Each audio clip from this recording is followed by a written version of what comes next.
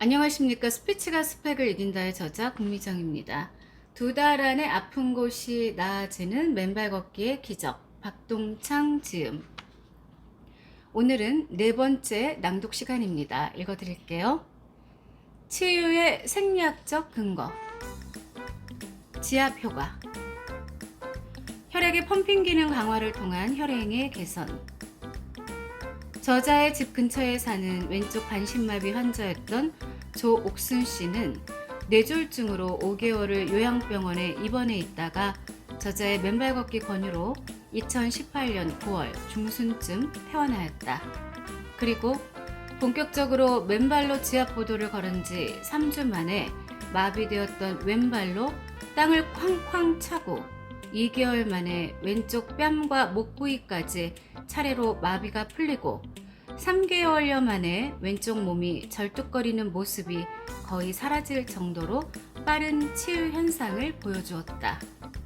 그리고 4개월이 되자 이제는 마비되었던 왼쪽 발이 오른쪽 발보다 더 힘이 생겼다.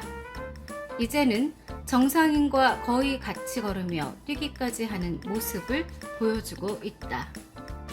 그러면서 맨발로 자갈 지압 보도를 밟으니 하루가 다르게 몸 상태가 좋아지고 있다며 연신 감사하다고 고개를 숙인다. 거기에다 몸무게까지 약 10kg이 줄어들면서 몸이 한결 가벼워졌다고 한다.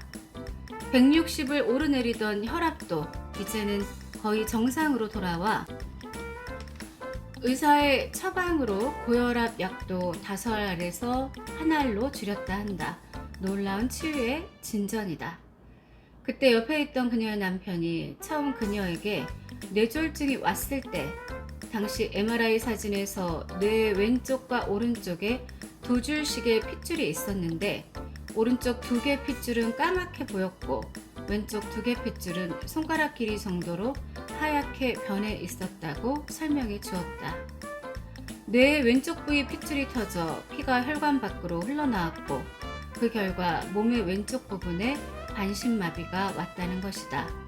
그런데 다행스럽게도 뇌졸중 증세가 온 지 30분 만에 병원으로 긴급 후송하여 수술하지 않고 약물 치료로 혈관에 굳어있던 피를 녹였고 그로부터 1개월 정도 만에 하얗게 변했던 부분이 거의 다 까맣게 변하면서 나름 정상으로 돌아왔다는 것이다. 그래서 병원에서 퇴원하고 요양병원으로 옮겨 물리치료를 계속하였지만 마비된 왼쪽 반신의 정상화는 쉽게 돌아오지 않던 차에 저자를 만나 오롯이 맨발 걷기 하나로 새로운 치유의 과정이 시작되었다.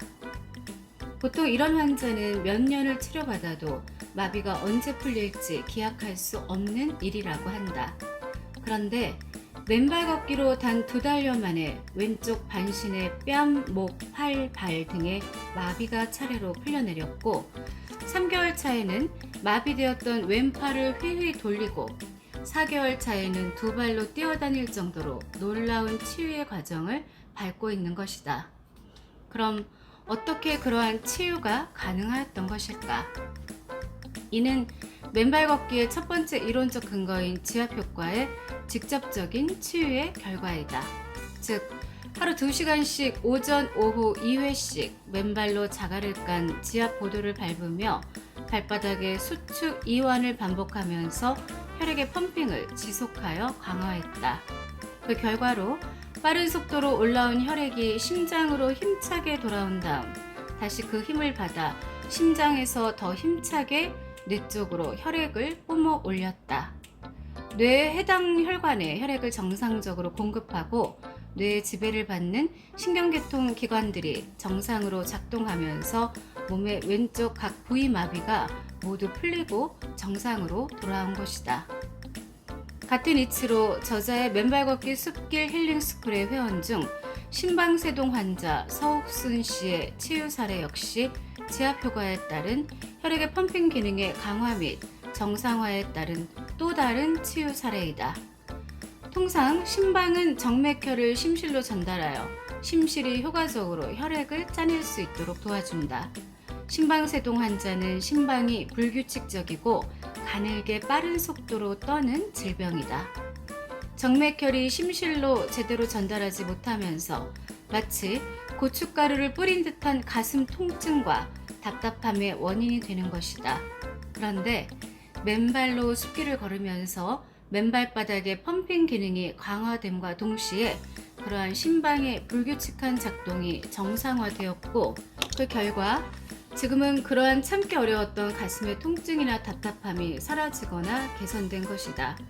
조옥순 씨의 왼쪽 반신마비의 치유나 서옥순 씨의 심방세동의 문제점 치유 등은 맨발 걷기의 첫 번째 이론적 근거인 발지압 효과가 작동함으로써 주어진 치유의 선물이다.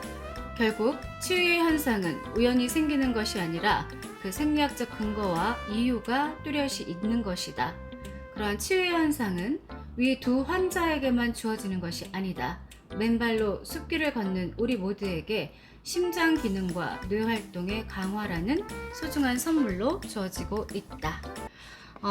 저도 이제 이 책 읽으면서, 그리고 처음에 그 맨발 걷기 하게 된 계기를 유튜브에서 알려드렸잖아요. 선물처럼 다가왔어요. 오늘은 약간 그 숲의 느낌을 살려보려고 제가 이렇게 녹색의 원피스를 입어봤습니다. 네. 구독과 좋아요 부탁합니다. 맨발로 걸을 때마다 한 1시간 반 정도 천천히 걷는데, 그 마사지 1시간에 한 몇십만 원 하니까, 나는 오늘 몇십만 원을 벌었고 또 건강까지 챙겼고 하면서 되게 긍정적인 마인드로 걸어요. 박동창 그 박사님, 우리 회장님이 어제였군요. 제가 산책하면서 유튜브를 이제 들었는데, 그 어떤 분 이제 그 초대 프로그램에서 인터뷰 하시는 모습을 봤어요. 그 진행자가 그러더라고요. 이제 사람들은 막 되게 돈돈 하잖아요. 돈 좋아하죠, 뭐 다들. 돈 없으면 또 못 사니까, 자본주의 사회에서.